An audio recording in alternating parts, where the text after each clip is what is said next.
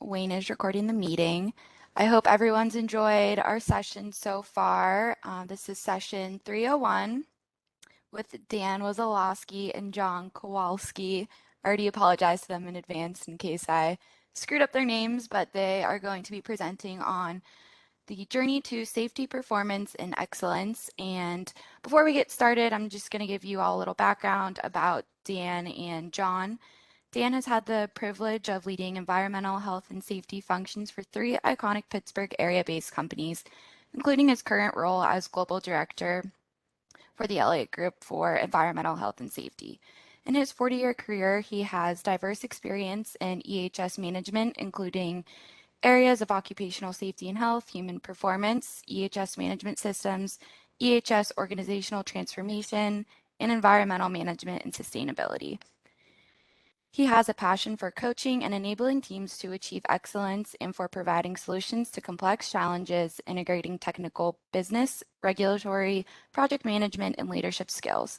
He has been successful at corporate and plant level developing and implementing EHS strategies, programs, and management systems with extensive experience in manufacturing, utility, energy, and service environments.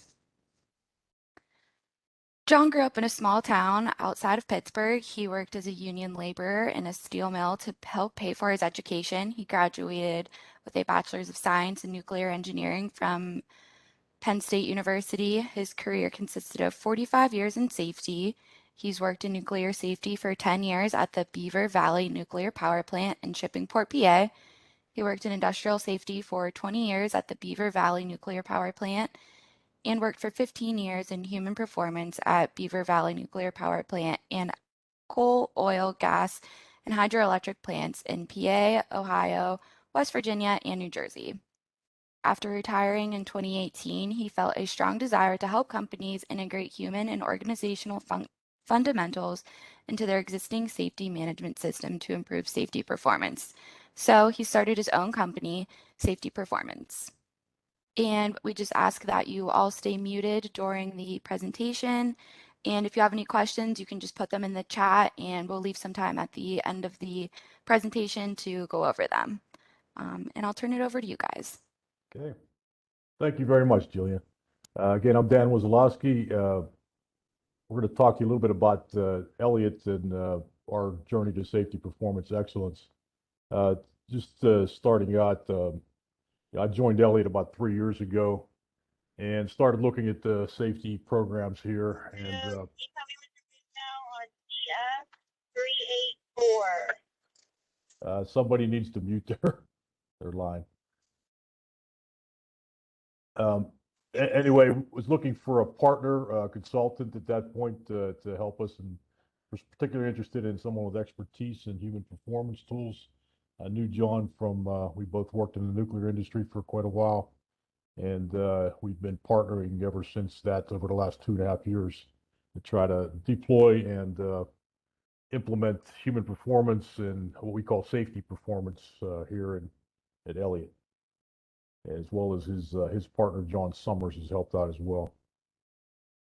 So what we're going to talk about today is, as I mentioned, how we're going to integrate human and organizational performance principles and tools really into a safety program. But as we'll get into, a lot of these tools have benefits beyond safety. It's really can help with respect to quality, with respect to productivity, cost effectiveness. So I know there was an earlier presentation about selling safety. Well, that's a big part of these tools we're going to be talking about, that it goes beyond just safety. So we're just selling it to operational people. That's a big benefit. So objective-wise, we'll be talking about the tools a little bit. The tools are really geared toward reducing errors and risks before tasks, how to enable safety leaders. I know there was some earlier discussion on safety leadership. We have some of the same kind of concepts here, but really about having conversations and engagement is really what we try to stress. And then lastly, talk a little bit about what we're doing to try to improve hazard awareness, which we found to be a bit of a challenge. So a little bit about Elliott first. Elliott designs, manufactures, and services rotating equipment. So you can see a picture of something we manufacture here. It's generally pretty complex assembly made out of primarily metal, and it spins real fast and operates in high temperature and high pressure environments. So a lot of engineering goes into these products. They're also fairly complicated to make, so a lot of hazards involved. As you can imagine, fabrication and welding is key. We do a lot of machining. Assembly operations are fairly complex. We also performance test these products, so we basically simulate what they go through at a customer site, and that in itself is more or less like a construction project, putting those assemblies together. Also, high pressure steam, high pressure gases, high voltage electricity, a lot of hazards involved. So if you're a safety professional, there's a lot to sink your teeth into at Elliott. We are a global company. I'm speaking to you from Jeannette, Pennsylvania, which is our largest manufacturing plant. It's also our corporate headquarters. We also have a large manufacturing plant in Sadagora, Japan. And most of the other locations you can see on your screen are service centers. We have about 20 of those globally, where we basically fix and repair our equipment and others' equipment, as well as sales offices and field service offices. Another part of our business is going to customer sites and servicing our equipment at those sites. Just the primary products we make. Industrial products are relatively small, usually a skid-mounted type assembly like you see there, mainly turbines. Our engineered products are our larger products that are centrifugal compressors mainly, or axial compressors, steam turbines, sometimes packaging multiple things together. It's not unusual for us to ship something out of Jeannette here on a tractor trailer assembly that has 100 wheels. In fact, we had to expand some of the turnpike entrances just for Elliott's products. We also have a global service or aftermarket business, which is very successful, where we do repairs on our equipment and others' equipment. We have a field service operations I mentioned, where we go send technicians to customer sites to either repair equipment or tear it apart to ship it for repair. Significant parts business, technical services training. And lastly, our cryodynamic products, and that's, as the name would imply, operates at cold temperatures. This is mainly in liquid natural gas, liquid propane gas, ammonia, hydrogen, those kind of applications. And that is a growing business for us that we've just really integrated into Jeannette here. So we're going to be touching on these different phases. This journey took probably over about 2.5 years since we started it. And just to go over a little bit at a high level, the first thing we did was just try to get our arms around the current state of safety at Elliott. So that was this discovery and analysis phase. We then held some workshops with senior management and union leadership. We are a unionized shop here at Jeannette, as well as with the EHS professionals, to kind of digest what we learned in the discovery analysis phase, do a little bit of training, and have a handle on an initial strategy and what we wanted to focus on going forward. We did a lot of training, phase 3. A lot of that was around safety leadership training. A lot of our managers and supervisors had never had that kind of training before, and they're key to our business and safety success. We also focused workshops on employees and shop floor employees. And by the way, I think we have some of the best skilled labor in the world here at Elliott. Phase 4, we kind of reset and did a strategic plan where we looked at where we are after about a year of implementation. And as I'll mention, we kind of reloaded on some different initiatives. Phase 5 was about observation coaching. John's going to talk a little bit about that. We call our program Let's Talk Safety and Listen. And lastly, we focused on hazard identification and control, which we found, again, a lot of challenges with that. It sounds simple, but it's not easy to have employees see all the hazards with a given job. One of the first things we did was a safety culture survey. I think that if they're well done, can be a very valuable tool and give you a lot of good information. We developed ours from a book by Thomas Kraus, Leading with Safety. Many of you probably have read that. The gist of the book, or one of the main messages, is if you do safety well, you generally do everything else pretty well too. The discipline and the tools and the soft skills it takes to make safety successful will also make you successful at quality and productivity and cost effectiveness and profitability, et cetera. So we deployed the survey throughout the U.S., primarily focused on the U.S. first. About 2/3 of our employees are in the U.S. We also, not just manufacturing, but our repair shops, our field service organizations, and that was in late 2019 and 2020. Anytime you do a survey, you want to make it as simple as possible, as easy as possible. People generally don't like doing surveys, so we use some technology, just use QR codes. Most people just entered it via their phone and took the questions, or on our computer via URL web links. We use SurveyMonkey to tabulate it. We didn't do any paper copies. And then one of the most important things, I think, is sharing what the survey said. So I personally attended about 30 or so shift meetings throughout the organization to explain what we found and what we were doing about it. And we hope to repeat this survey either late this year or early next year. We were a little hesitant to do it during COVID because we thought that would skew the data. So hopefully we're nearing the end of COVID, but we shall see. This is just an example of the survey output. I know it's hard to read, but along the bottom here is basically 29 questions that we asked, and we had the answers to these ranked anywhere from 0 to 5 score. So 0 would be we're really bad at whatever the topic is, and 5 would be we're world class.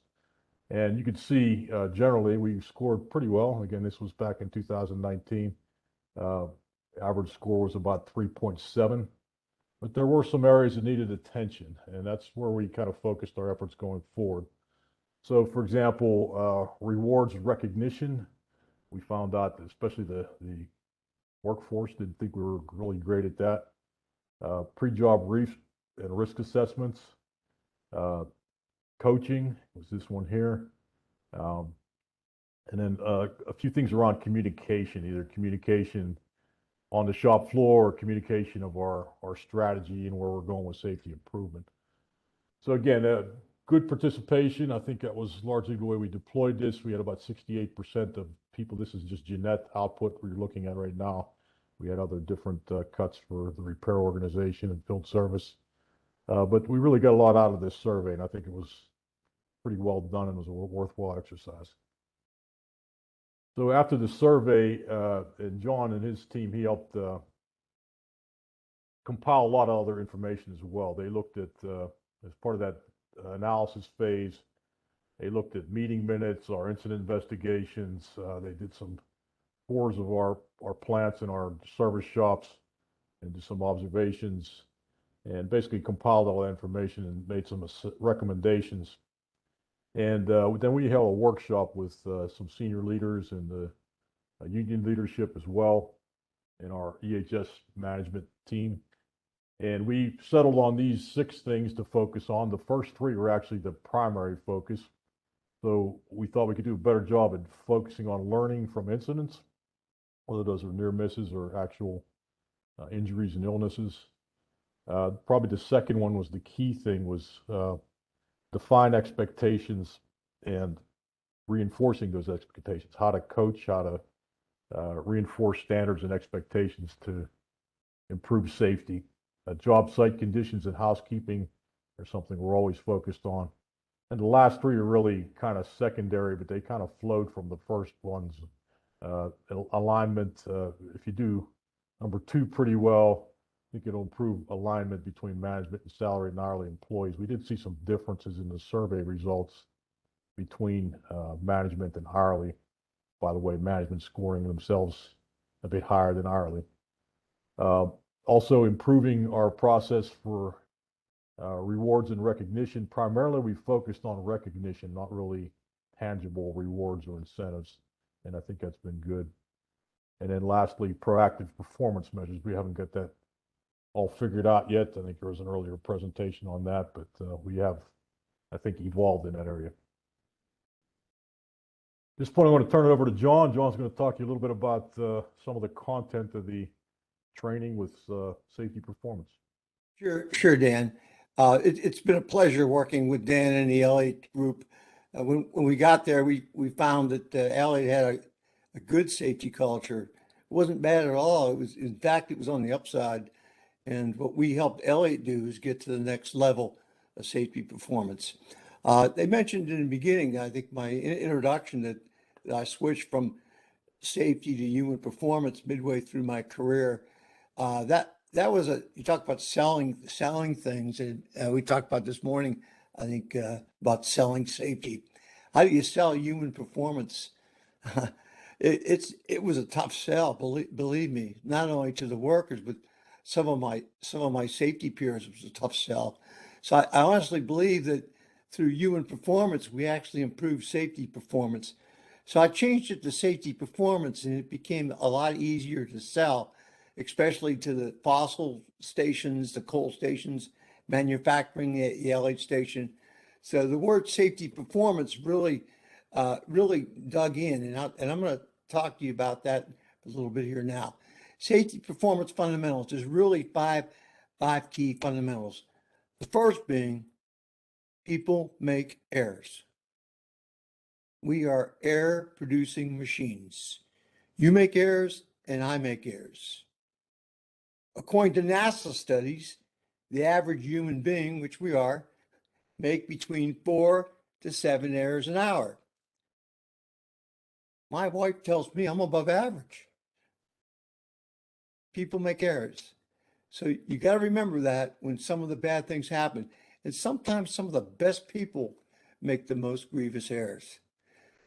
Number two, the values of the organization, the culture, the things that management does and everyone does in the organization influences behaviors. The behaviors of management, supervisors, everybody in the organization is influenced by that culture. Number three, everyday behaviors are influenced by what is encouraged and reinforced by your coworkers, your supervisors, whoever works around you and encourages or reinforces that behavior. What you got to do, though, is focus on having the right behaviors. And four, most errors and exposures to hazards can be reduced using safety performance tools.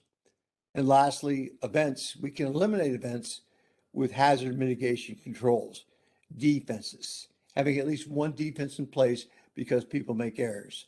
Things like confined space permits, a solid confined space permit, a guard, a shield, a barrier in place. So if people do make that mistake, they don't hurt themselves. Like having a car with all the safety things it has today, all the things that protect us from having something very bad happen. Here's a unique formula that I'll give you. Reducing errors, RE, or reducing the exposure or the risk to hazards using tools, and managing defenses, having at least one defense in place, leads to zero events of consequence. And that's what it's all about. Okay, Dan? So we put together 4 traps, and safety error traps. They can double your chance of errors and increase the exposure to hazards. The first being time pressure, either real or self-imposed, leads to shortcuts. Not following the programs, the processes, leading to injuries, damage to equipment, or harm to the environment. A distraction, multitasking. A 2-second distraction can double your error rate. You know, they can really lead to bad things happening. Driving that car, trying to have a conversation on the cell phone, whether it's wireless or not. It's taking your mind away from doing one important thing, driving that car, and that's to make sure you get from point A to point B without hitting someone, something, or someone in his place. So distractions are a big thing, especially with cell phones this day. Inaccurate risk perceptions, not having the right risk perception. You've done it that way a million times before. You know it's the wrong thing to do, but you do it anyway because you were successful. But low risk does not equal to no risk. And women on average are more risk aversive than men. They won't take chances like men do in certain situations. And lastly, assumptions. When you assume something, you've got a 50-50 chance of getting it right. Flip a coin. So if you think something, you assume something, you might be 100%, 90% right. It's time to stop and think about what you're doing. Next slide, Dan. Okay, Dan. Dan? Yeah. There you go. Sorry. Okay. This is taken from James Reason's book, Managing the Risk of Organizational Accidents. And he uses a Swiss cheese model, and we use this in training a lot. We use it at Elliott, we use it in nuclear, whatever, but I used it in a lot of training classes where on the left-hand side, you see the defenses. From the engineering controls, substitution eliminations, the hierarchy of defenses or hazard controls, isolations, warning, admin controls, all the way to PPE or individual behaviors and team behaviors. On the right side, you see safety performance tools. See, there's 4 simple tools. Well, there's really 6 here.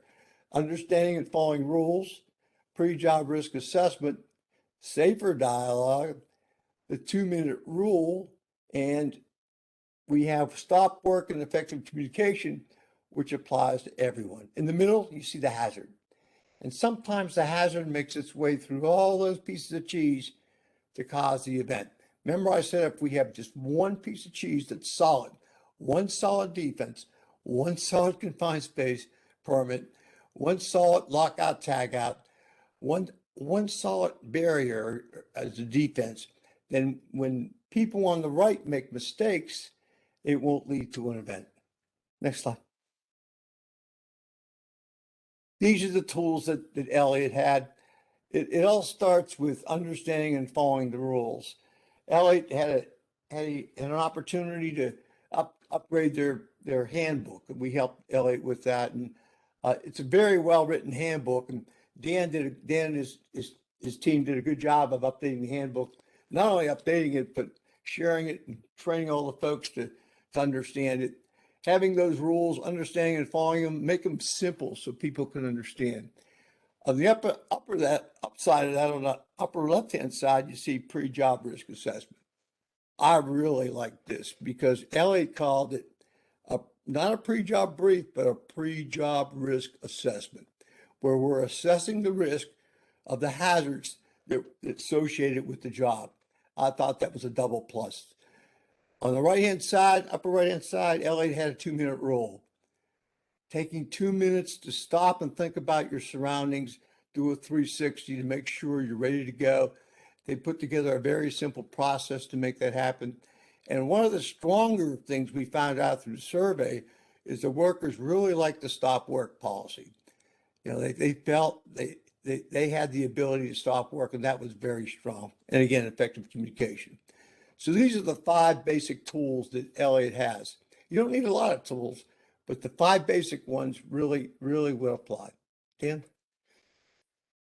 Okay, I'm going to dive a little bit more deeper into some of these tools that John just kind of overviewed. So this is our pre-job risk assessment form. And just to kind of reinforce what John said, this is generally to be used with non-routine kind of work. So it's not a JHA, as I'll talk a little bit about, but it's really for things that are non-routine. And you can see the different sections here. It's intended to be something that takes maybe 10 minutes to complete with whatever the team is. It could be 2 people, could be 5 people, generally at the beginning of the shift. So you can see there's some general information on what they're doing, a little description of the tasks or the job they're trying to do that given day. List the hazards, and again, these are just simple one-liners, fall protection, lockout, tagout, etc. and then what they're doing to control those hazards would be listed down here. We have life-saving rules, those things that we consider the most hazardous, I guess, or things that could be life-threatening. We have 5 of those. So we want to make sure they understand if any of those life-saving rules apply. Those require a little bit more, I'll say, attention to detail. And then what permits or authorizations do you need? That's important. As John mentioned, that's a form of defense. And then lastly, what PPE? We always think of PPE kind of last, right? But so again, they're supposed to check off what's required for that given tool. Excuse me. The last part of this is really completed after the shift. So this form is completed before they start work, and then this last part will be completed after the work is completed, and then that's handed into the supervisor. So we just had 4 very simple questions. One, is the work site cleaned up? We want to make sure they did clean up the work site. If there's work that's going to be continued on to the next shift, has that been communicated? Do they know where they're at in the process? And that either has to be done to the next shift or to the supervisor. And then 2 simple questions: what worked well and what could be improved? And again, the supervisor collects these, and then generally these are fed into the department safety teams, and they particularly focus on this what can be improved part of it to look at what they should be focusing on for their department safety teams. This last thing down here, I'll talk a little bit more about this mnemonic SAFER. This is really more of a non-documented pre-job risk assessment for more kind of routine tasks, but the SAFER stands for summarizing critical steps, anticipate errors, mistakes, foresee consequences, what's the worst that could happen, evaluate controls or defenses, and review previous experience. So this is really meant to be kind of a verbal conversation where you maybe don't have a documented pre-job risk assessment, and I'll get in a little bit more detail on that in a minute. So John talked a little bit about the 2-minute rule. Again, it is a tool really meant to enhance situational awareness. And whether it's at the beginning of the shift, whether you've been distracted and you're coming back to the job, or returning after lunch, or interrupted, we've asked people to take 2 minutes. And there's a lot of different versions of different companies call this different things, but basically it's to refocus on the work. And do you know what you're doing? Do you know what rules apply? And before you get back into it, just give it some thought, look around, make sure you understand all the conditions and see if anything's changed. So we did try to really focus on this. This is not something that's documented. It's more a tool that it's really up to each individual to use when they are returning to a job site or interrupted.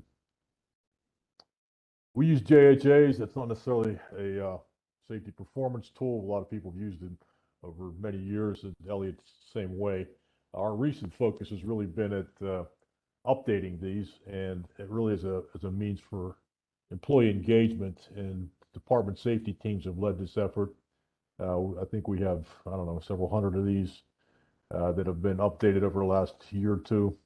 And you can see the standard format, what's the activity, what's the hazard, what's the risk. We just, for ours, we just rate it in either high, medium, or low, and then same with the severity in terms of probability and severity. And then what are you doing about it? What's the mitigation? So again, these are, we have these posted at these are particular, we call them standing risk assessments. So they're associated with a given task or a given machine. Where we can, we post them in the workplace so that they're readily available to the workers. What we found when we started rolling out and teaching on some of these tools is there was some confusion on when to use what tool. So this little matrix here is geared toward trying to alleviate that confusion. So JHA, as I've just mentioned, it's done by a cross-functional team. Usually it's the department safety teams along with the supervisor and maybe an EHS professional. I would say it's done one time. It's reviewed, periodically, and I think the intent is to maybe make sure we have these updated every couple of years. But it's not something that's done every shift. And it's really applicable for us. We focused on routine, repeated activities. So if we're running this vertical turning lathe every day, you don't necessarily need to do a pre-job risk assessment every day. You look at the JHA and remind you what the hazards are and the risks, and that's the intent behind it. It is documented. Same with the pre-job risk assessment. We call that a dynamic risk assessment because it really could be applied to just about anything. It's done by a work team. It's usually done just before starting a job on a given shift. And we really try to focus this on non-routine work. So our maintenance people, for example, they're doing something different every day. Pretty much every one of them is filling out a pre-job risk assessment every day. Whereas maybe a machinist is not. They're maybe just referring to a JHA. And it is documented as well. The safer dialogue thing, as I mentioned, is just using that mnemonic to have a conversation about safety. Again, that's done by a work team just before starting the job, and it's geared more against those simple, low-risk tasks. So maybe before you drive a forklift on a daily basis or something like that, you might do a safer dialogue. And then the 2-minute rule is, again, by individual, not a team. Really, it's an individual kind of risk assessment, really to enhance situational awareness. And it can be done, really applied to any workplace task, and generally when you're starting, returning, or interrupted at the job site. Stop work, John mentioned this. This is really, I call it a tool to maintain a questioning attitude. So, whenever you're starting a job or in the middle of a job and you experience some kind of uncertainty or confusion or doubt or concern, that's when it's time to stop work. And we try to reward that or reinforce that, even if it's, it stops work and results in somewhat of a delay. We'd rather have that happen than something really bad happen. It's amazing how many times we've got into incident investigations and somebody said, yeah, this didn't quite feel right, but we proceeded anyway, and something bad happened. So again, this tool is really to try to maintain a healthy sense of unease and make sure we are questioning, we're sure what the process is before we proceed.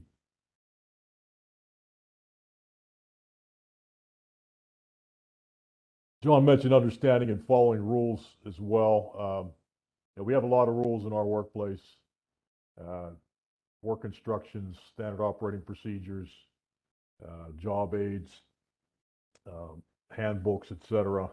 A couple of things we've done recently, I think as John mentioned, we updated our EHS handbook for manufacturing as well as repair operations. And that's really a compendium of all of our rules and trying to highlight the key aspects of each rule in sort of a simplified fashion. So it's not the detailed procedures or detailed SOPs, but it is something we printed out and gave out, having a small bound version that the guys could keep in their toolbox or their locker or whatever, and hopefully refer to it when they're given a situation. We've also asked our supervisors to use that as a resource to review sections of that handbook that apply to their given department, the most applicable parts of it, and that helps to reinforce these rules and reinforce the understanding of it. You can see our life-saving rules, as I mentioned before. These are the 5 areas which we feel are highest risk, at least for Elliott, and those require additional attention. There's also ones we focus more on from a disciplinary standpoint if there's some type of violation, a particular violation that's egregious. Effective communication, I know this has been talked about before in some of the previous sessions. We talk about 3-way communication. Really, this is one of the leadership things that we try to focus on. Being clear and concise and free of ambiguity. One of the tools, again, is 3-way communication. So get the receiver's attention, deliver the message. For example, I want you to lock out breaker 1, 2, 3. The receiver repeats the message, so you want me to lock out breaker 1, 2, 3, and the other person would then confirm that, yes, I want you to do that. So that's just a simple way of, again, reducing errors. There's a lot of errors that happen because of ineffective communication.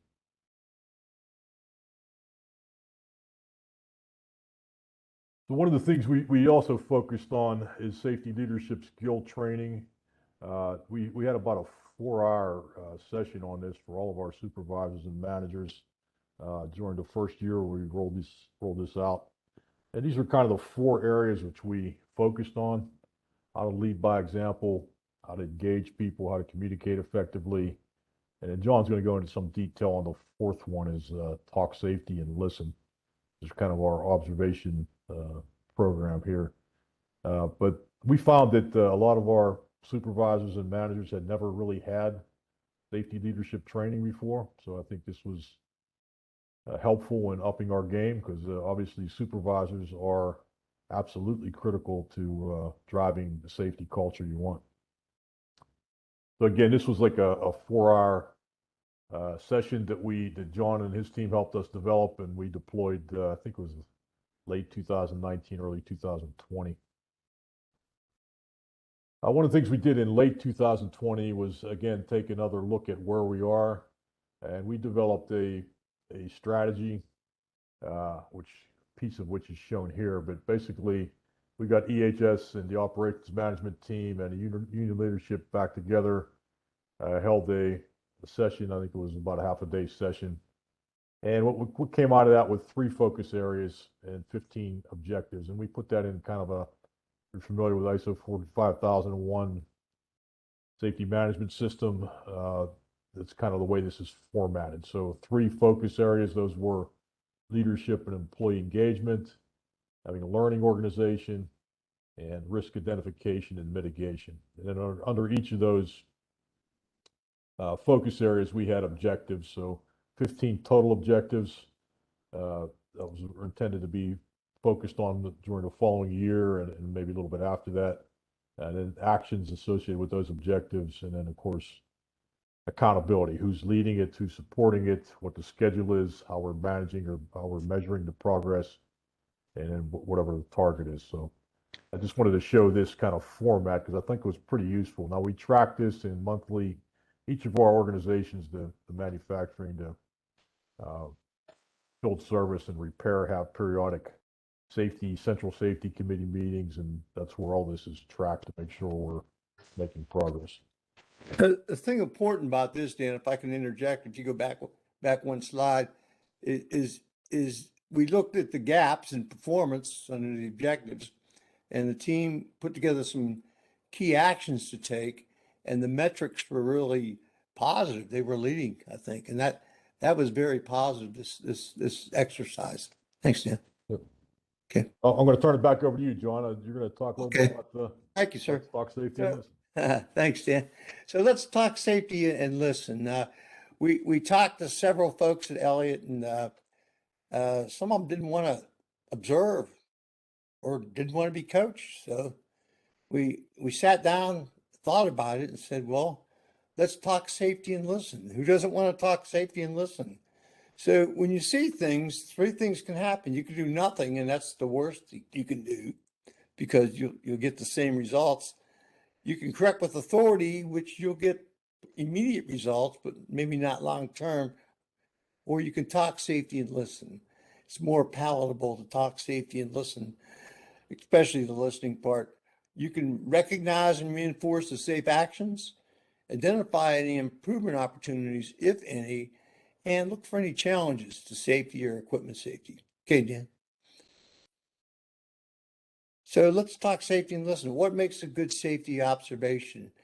Well, focusing on the gaps, the performance gaps, if any, minimize the drive-bys, have that conversation.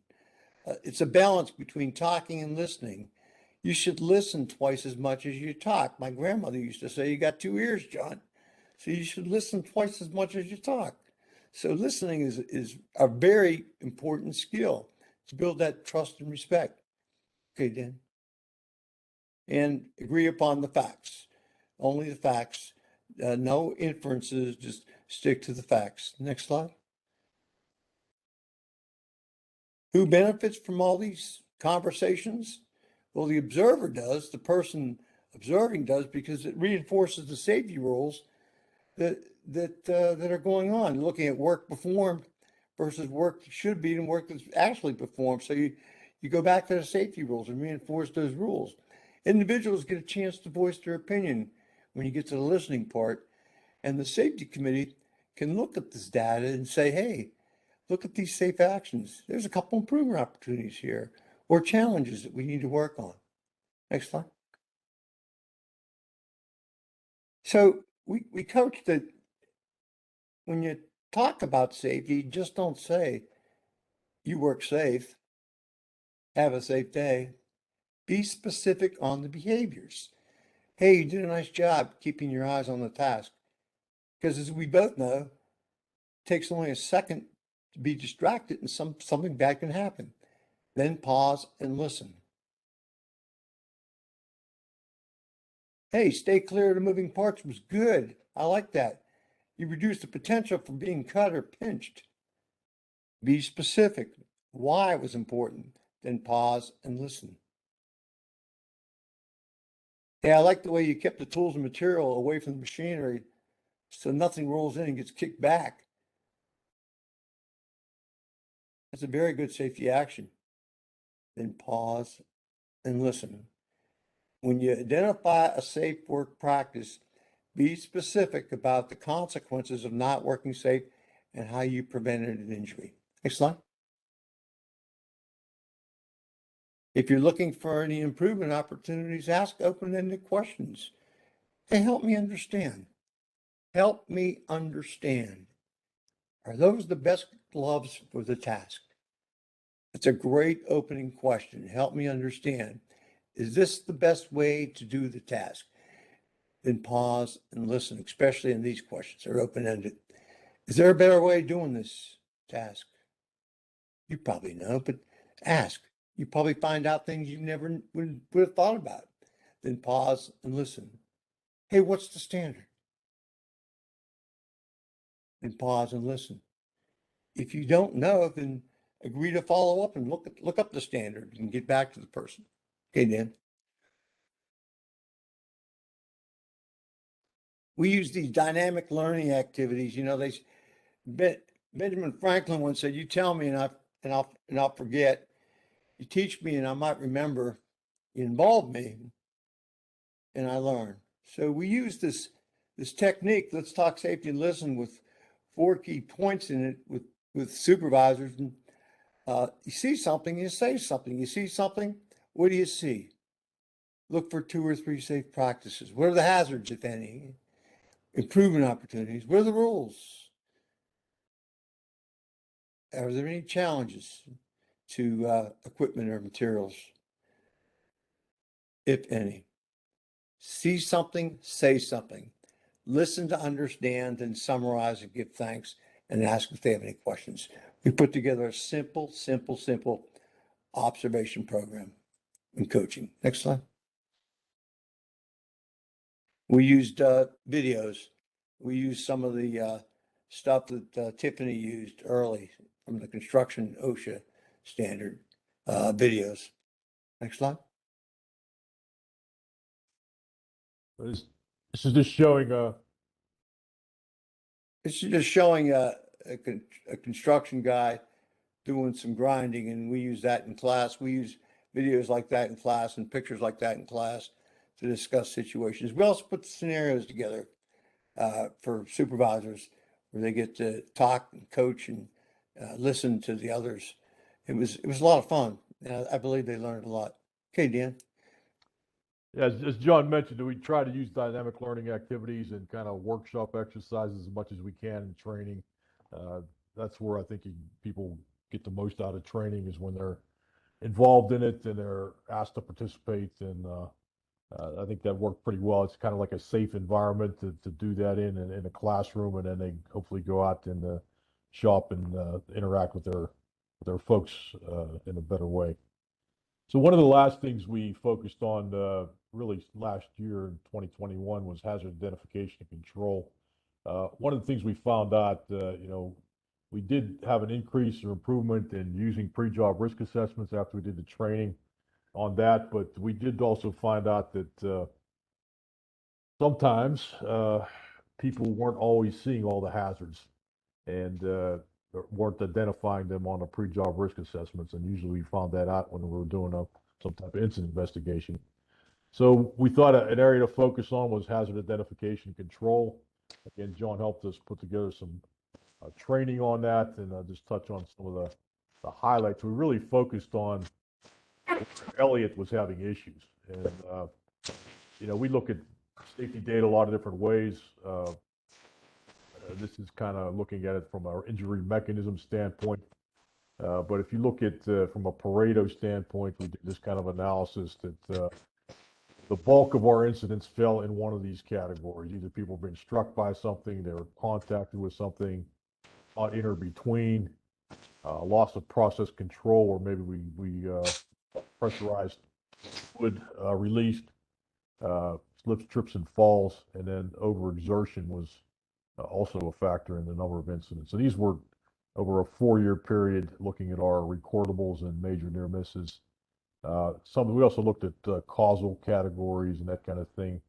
One of the things that I think John mentioned before is inaccurate risk perception, or some people call it complacency or whatever, but that was one of the key causes involved in some of our incidents as well. So we structured this hazard identification control training similar to some of the other training, where a lot of dynamic learning exercises using videos and pictures and kind of find a hazard kind of thing. But one of the key categories is line of fire. And I think a challenge with line of fire is that it's not necessarily easily identifiable. Something has to happen. It's contingent on something. If you're working at heights, you pretty much know the hazard and gravity's involved. But for line of fire, you might not anticipate something moving or something unanticipated happening, getting caught in between equipment, et cetera, or maybe a valve releasing or something like that that would potentially cause injury. So we really focused a lot of our training on line of fire and try to keep yourself out of the line of fire. One of the most simple rules when pulling a breaker, for example, is these left-hand rules. So your body's out of the way in case there's a release like an arc flash or something like that. That's an example of a defense around line of fire. Overexertion was another thing. So we do have some rules. That's not a simple thing. I mean, the ergonomics of individuals and what they're doing and their body position and their physical condition can have a lot to do with whether they get injured or not. So we did some training around that and just try to emphasize some of the fundamentals of lifting and body movement, et cetera. Also tried to emphasize that if you feel uncomfortable, don't lift something, get help, or get mechanical assistance. Contacting was something mainly, a lot of this is our lacerations where people, or their body's moving, the part's stationary, so they maybe grab something, or a lot of this is focused on, for example, glove usage, getting cut-resistant gloves as a defense. We also, as I mentioned, handle a lot of hot and cold materials. You come in contact with electricity or cryodynamic products in particular. We're talking about freeze burns and that kind of thing.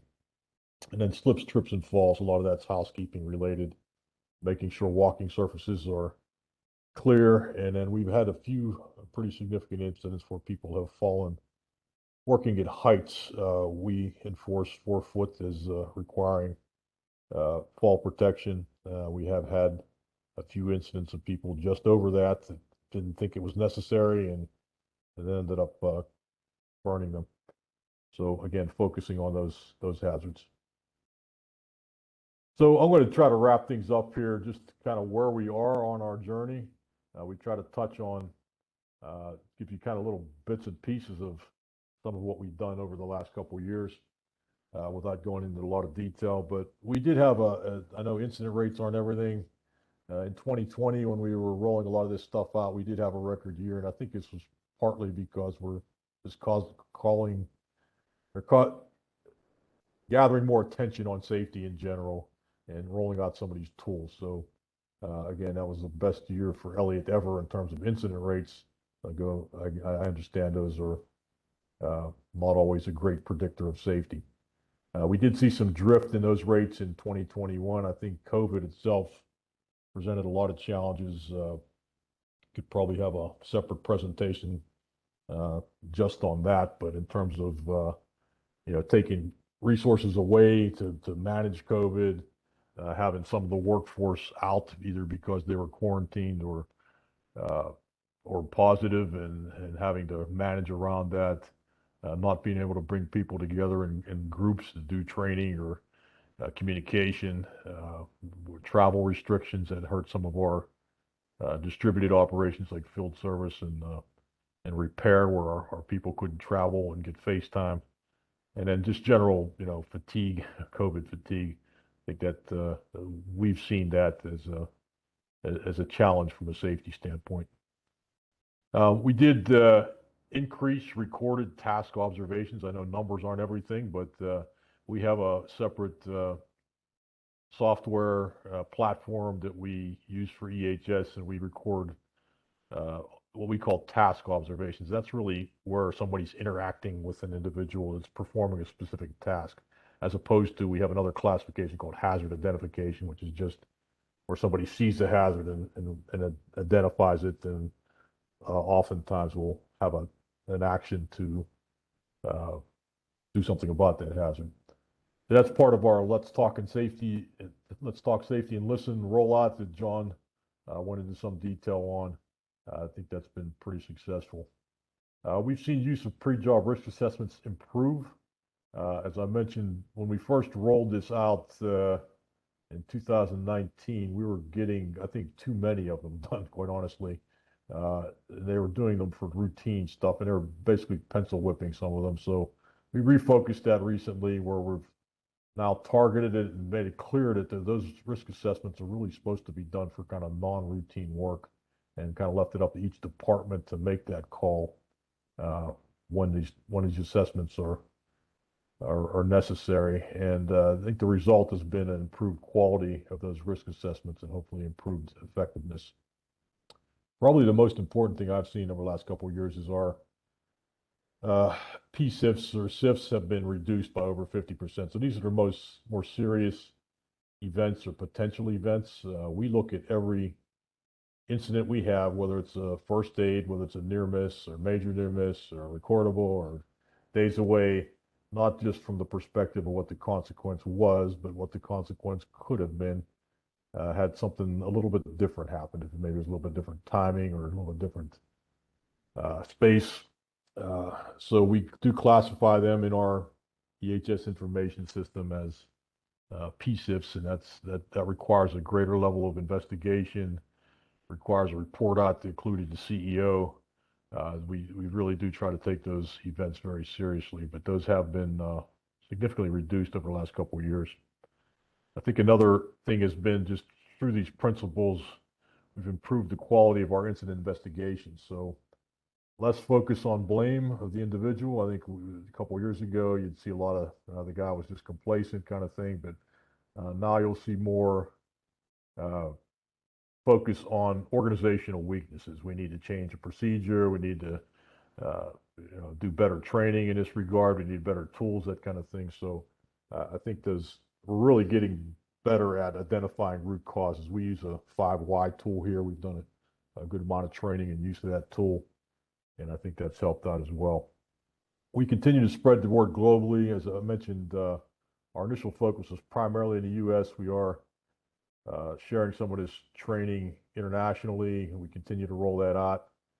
And we have refined our safety improvement plans for 2022 plus. So each of our major organizations, the manufacturing, the repair, the field service, each has their own plans to try to stress the same kind of format and same areas of focus, but they might be doing things a little bit differently in those organizations.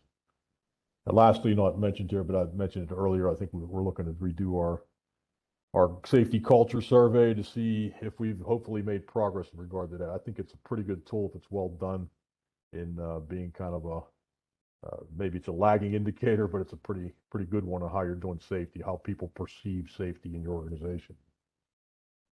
So with that, I think we're ready for some questions if anybody has any.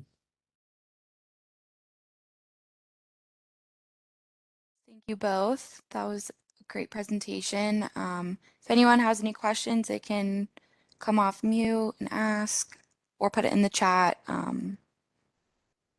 Or if you'd want to email either of our presenters, you can email them any questions after the session today. But I think that about wraps it up for us. It's 1:40, so our next session will be starting in 10 minutes. But if anyone has any questions, feel free to reach out to our presenters.